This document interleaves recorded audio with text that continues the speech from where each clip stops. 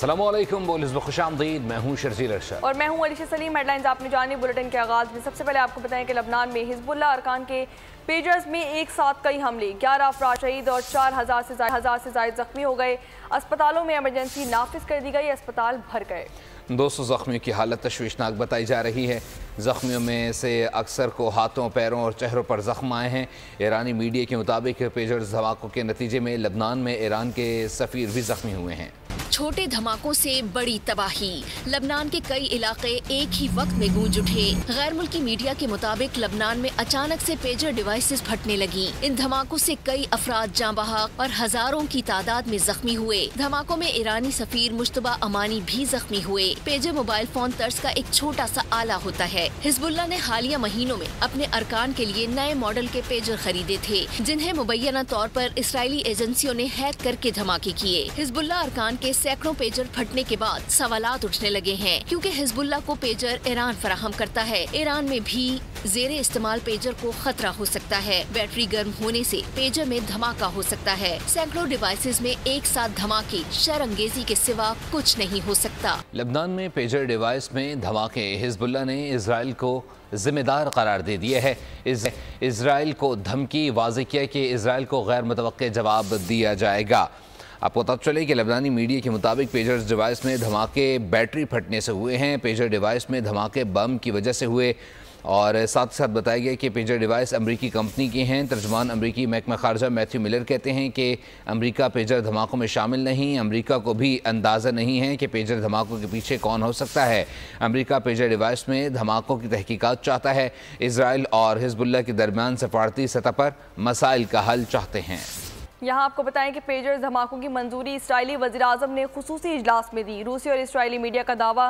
तुर्क मीडिया के मुताबिक लबनान में तबाही फैलाने वाले पेजर्स ताइवान की कंपनी ने तैयार किए। पेजर्स की बैटरी से धमाके का इम्कान नहीं होता। पेजर जदीद तरीन निज़ाम पर मैसेज भेजता है, मगर हैकिंग मुमकिन नहीं है। हैकिंग के लिए गैर मामूली महारत की ज़रूरत होती है, जबकि पेजर्स रेड फ्रिक्वेंसी पर काम करते हैं, जिन्हें कंट्रोल कहा जाता है। पेजर्स की बासानी निगरानी की जा सकती है। अरब मीडिया के मुताबिक पेजर्स में इंतहाई तबाहकुन मवाद पैटर्न नस्ब किया जाता है, जो पेजर्स की बैटरी के साथ नस्ब था। कॉल और मैसेज के जरिए इसे फाल किया गया।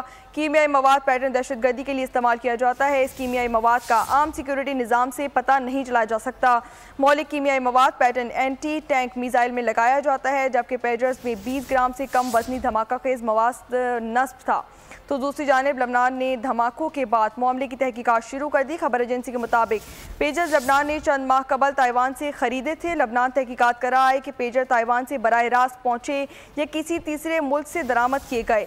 माहिरीन ने खदशा जाहिर किया है कि हिजबुल्लाह तक पहुंचने से कबल पेजर्स में छेड़छाड़ की गई थी। इनमें धमाका खेज मवाद नस्ब किया गया था।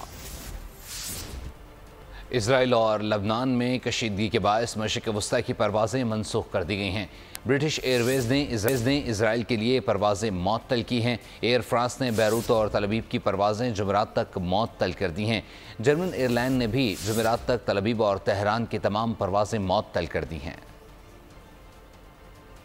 यहाँ आपको बताएं कि अफगान कौंसलेट के अहदेदारों की बद तहजीबी और सिफाती असूलों की संगीन खिलाफ वर्जी। पेशावर में रहमतुल्लिल आलमीन कॉन्फ्रेंस के दौरान पाकिस्तान का कौमी तराना बजा। तमाम शुरका खड़े हो गए, लेकिन अफगान ढिटाई से अपनी नशिस्त पर बैठे रहे। ज़राए के मुताबिक कौमी तराने की बेहुरमती करने वाले अफगान अहदेदार की दस्तावेज मुकम्मल नहीं है। हमारे एक जबान हम बोलते हैं, मुझे उनसे बात करने दो, क्या हो रहा है पाकिस्तान में, परवाह ही नहीं है। मैं कब तक बर्दाश्त करूंगा? अब मैं ऐलान करता हूं, यहाँ पर मेरे लोग मर रहे हैं, मैं खुद अफगानिस्तान से बात करूंगा। हुब्बुल वतनी की बड़ी बड़ी बातें, मगर दुश्मनों के साथ बैठकें। पीटीआई की उस मुल्क से मुज़ाकरात की बातें जिसको पाकिस्तानी तराने का एहतराम तक नहीं। ये है अफगान कौंसल जनरल मुहिबुल्लाह शाकिर, जिन्हें वज़ीर आला खैबर पख्तूनख्वा अली अमीन गंडापुर ने रहमतुल्लिल आलमीन कॉन्फ्रेंस में शिरकत की दावत दी। कॉन्फ्रेंस का आगाज कौमी तराने से हुआ, मगर यहाँ अफगान कौंसलेट के ओहदेदार सिफारती आदाब भूल गए। अफगान कौंसल जनरल मुहिबुल्लाह शाकिर ने पाकिस्तान के कौमी तराने के दौरान सिफारती प्रोटोकॉल की धज्जियां उड़ा दी। ढिटाई और बेशर्मी के साथ अपनी सीटों पर बैठे रहे। कौमी तराने का एहतराम न करके अफगान कौंसल जनरल ने मुज़ाकरात की बातें करने वालों को बतला दिया कि उन्हें पाकिस्तानी तराने और कौम का कोई एहतराम नहीं। अफगान कौंसल जनरल को दावत देने वाली खैबर पख्तूनख्वा हुकूमत पर भी सवाल उठता है, क्या केपी हुकूमत को पाकिस्तान लबनान की इज्जत और सिफारती आदाब का कोई ख्याल नहीं। माहिरीन का कहना है इस शख्स को नापसंदीदा शख्स करार देकर पाकिस्तान बदर किया जाए। महकमा खारजा को अफगान कौंसिल जनरल के तर्ज अमल का नोटिस लेकर मुहिबुल्लाह शाकिर को सिफारतकारी उसूलों की खिलाफ वर्जी पर डिमार्श देना चाहिए। कौमी तराने की बेअदबी करने वाले अफगान ओहदेदार की दस्तावेजात मुकम्मल नहीं। मुहिबुल्लाह शाकिर के पास अफगानी पासपोर्ट है, न ही कोई दूसरी दस्तावेज। जराये के मुताबिक POR कार्ड पर मुहिबुल्लाह और उसका खानदान 2015 में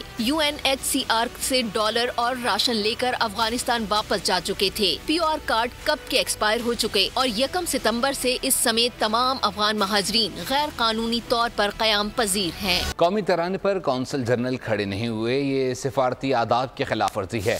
अफगान कौंसिल जनरल ने जो किया वो इंतहाई अफसोसनाक और शर्मनाक था।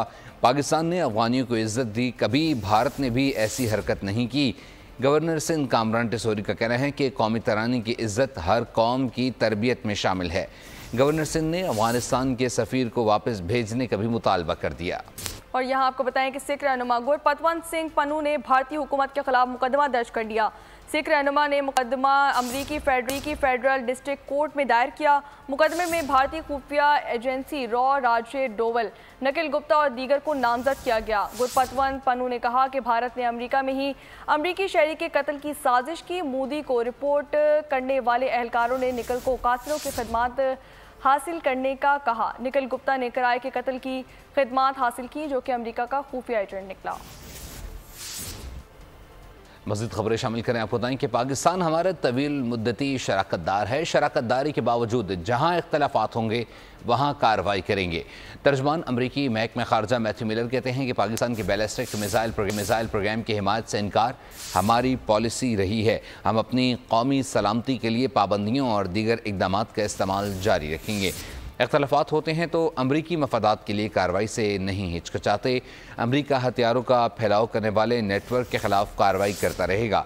हम हथियारों के अदम फैलाव के निज़ाम को मजबूत करने के लिए पुरज़्म हैं। हथियारों के फैलाव के लिए अमरीकी मालियाती निज़ाम इस्तेमाल नहीं किया जा सकता। और यहाँ आपको बताएं कि मौलाना फजलुर रहमान की इत्तेफाक राय के बगैर आईनी तरमीम पास करना मुमकिन नहीं। मौलाना फजलुर रहमान को साथ मिलाने के लिए उनकी तजावीज़ को भी साथ मिलाना पड़ेगा। Chairman Pakistan peoples party Bilawal Bhutto Zardari का इंटरव्यू, कहा कि आईनी तरमीम का जो मुसव्विदा मीडिया पर ज़ेर गर्दिश है, इसके कुछ पॉइंट्स मेरे इल्म में नहीं। हुकूमत आईनी तरमीम लाना चाहती है तो हमने भी कहा है कि चार्टर ऑफ डेमोक्रेसी पर अमल किया जाए। सुप्रीम कोर्ट का 90% वक्त आईनी मामलात ले लेते हैं। आम आदमी को जल्द इंसाफ मिले, ये पार्लियामेंट की जिम्मेदारी है।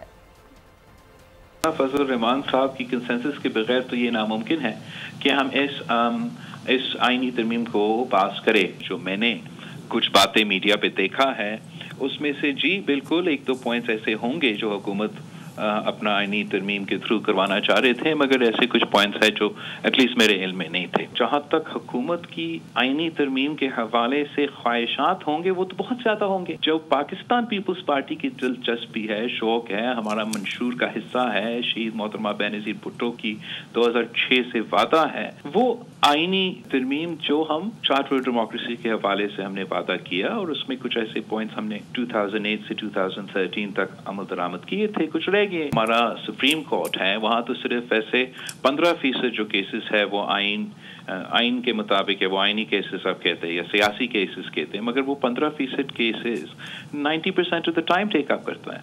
आम आदमी को जल्दी और फौरी इंसाफ दिलवाने का निज़ाम हमारा जिम्मेदारी है पार्लियामेंटेरियंस का कि हम इस किस्म की तब्दीली लेकर आए। बानी पीटीआई का एक और यू टर्न सामने आ गया है। कल तक मौलाना फजलुर रहमान का मजाक उड़ाया जाता था, लेकिन अब उन्हें पैगामात पहुंचाए जा रहे हैं, खैरात तहसीन पेश किया जा रहा है।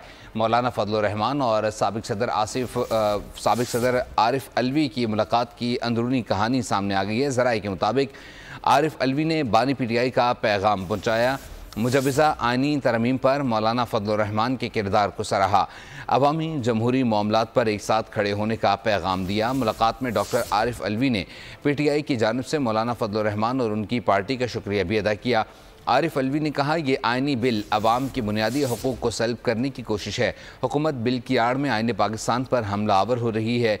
मौलाना फजलुर रहमान ने तरमीमी बिल के मामले पर अपोजिशन को साथ लेकर चलने की यकीन दहानी कराई। कहा, आईनी तरमीमी बिल के मामले पर मुशावरत से ही फैसला होगा। दोनों जमातों ने वर्किंग रिलेशनशिप मज़ीद बढ़ाने पर भी इत्तफाक किया है।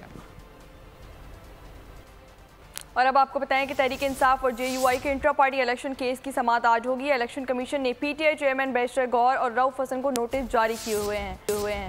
JUI इंट्रा पार्टी इंतखाबात से मुतालिक जवाब जमा करवाएगी।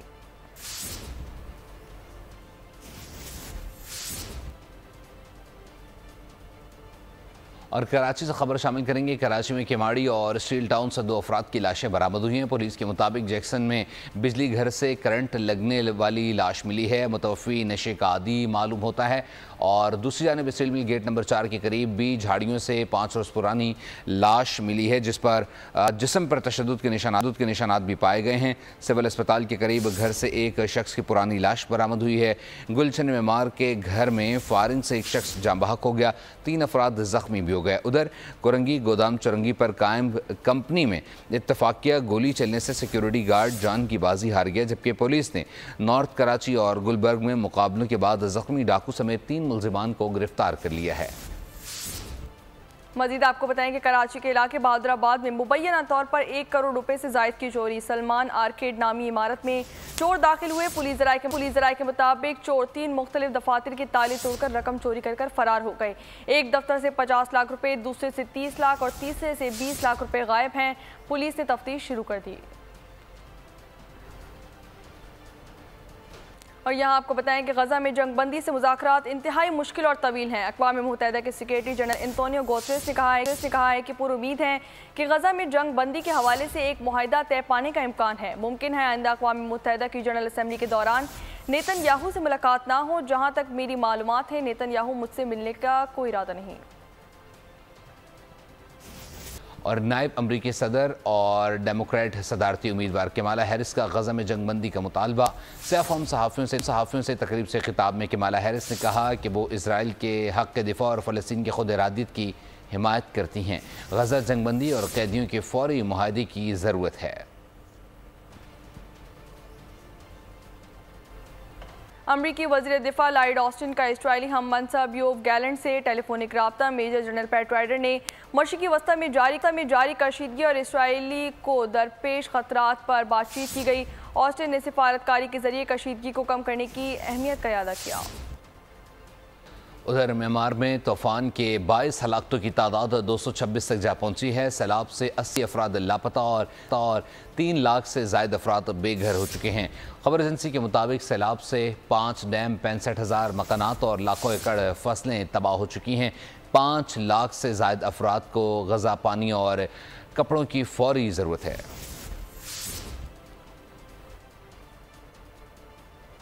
यहाँ आपको बताएं कि तूफान बोरस ने वस्ती और मशरिकी यूरोप के बाद इटली का रुख कर लिया। इटली के बेशतर हिस्सों में शदीद बारिश और सैलाब का खतरा जाहिर किया गया है। क्रोएशिया, हंगरी और स्लोवाकिया में भी सैलाब के पेश नज़र हाई अलर्ट जारी कर दिया गया। पोलैंड, जमहूरिया चेक, रोमानिया और ऑस्ट्रिया में भी इससे कबल सैलाब तबाही मचा चुका है। मुख्तलिफ हादसात में 21 अफराद हलाक और हज़ारों अफराद को नकल मकानी करनी पड़ी थी।